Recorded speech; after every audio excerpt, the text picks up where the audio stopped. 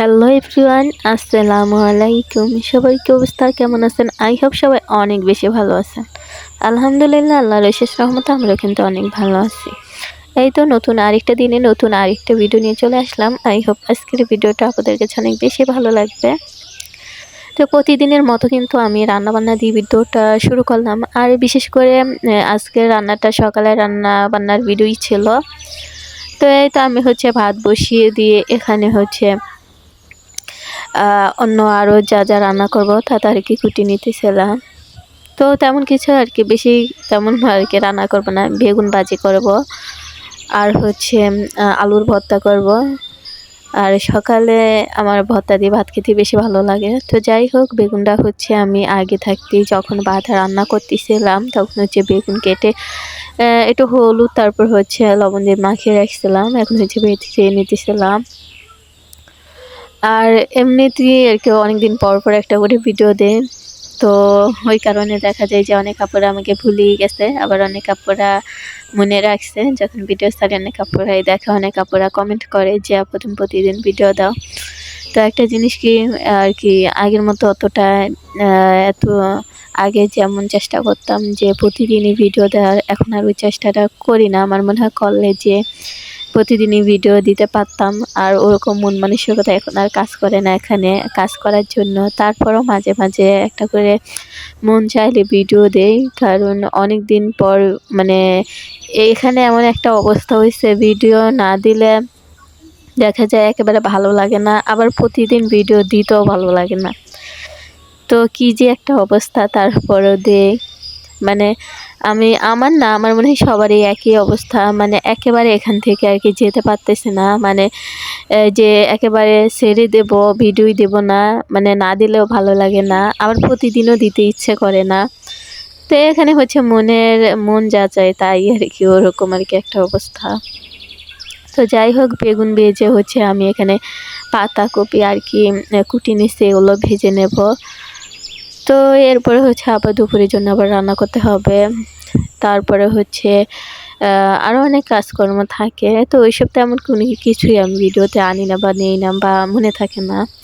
তো যাই হোক,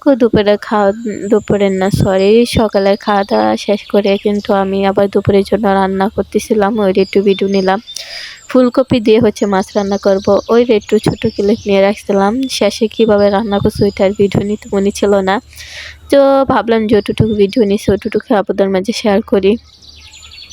তো এমনিতেই আমি কিন্তু ফুলকপি সবসময় বেশিরভাগ সেম আলু টমেটো দিয়ে মাছের একটা ঝোল করি, কিন্তু আজকে আর কি অন্য রকমের রান্নাটা করব।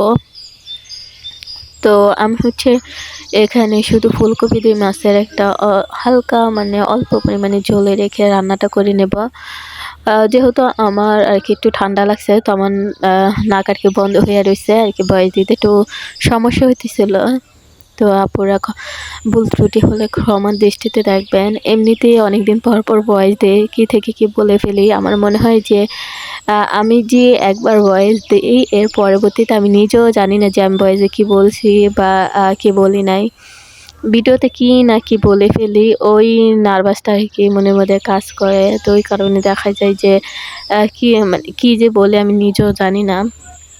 তো আছে না যে ভিডিওতে ভয়েস দিয়ে আরেকবারে শুনে তারপরে কেটে আবার ভয়েস দেওয়া, এরকম ধৈর্য আর কি আমার মধ্যে নেই। আমি এই যে একবার ভয়েস দিয়ে যাই, তারপরে আমি শুনিও না যে আমি কি বললাম, কি বলে ফেললাম, তারপরে ভিডিওটা আপলোড করে দেই। মাঝে মধ্যে একটা ভিডিও দেই, তারপরেও এত অলসতা। আর এখান থেকে একেবারে ছুটিও নিতে পারতেছি না, এরকম একটা অবস্থা। তো যাই হোক, আমি কিছু থালা বাসন ধুয়ে নিতেছিলাম। আর মাছের মাথা দুটো অনেক দিন যাবৎ ফ্রিজে ছিল, তো ভাবতেছিলাম কি করব।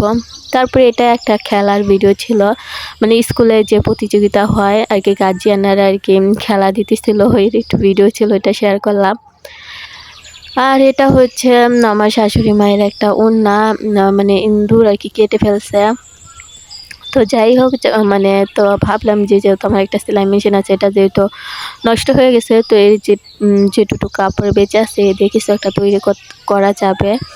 তো ভাবলাম যেটুকু কাপড় ভালো আছে ওইটা দিয়ে আমি দুইটা প্যান্ট তৈরি করা যাবে। যেহেতু গরম চলেই আসছে, এখন কিন্তু বাচ্চারা কিন্তু হাফ প্যান্ট পরতে বেশি সুবিধা হবে, বা এত গরমে একটা গেঞ্জি আর হাফ প্যান্ট পরতে ভালো হবে।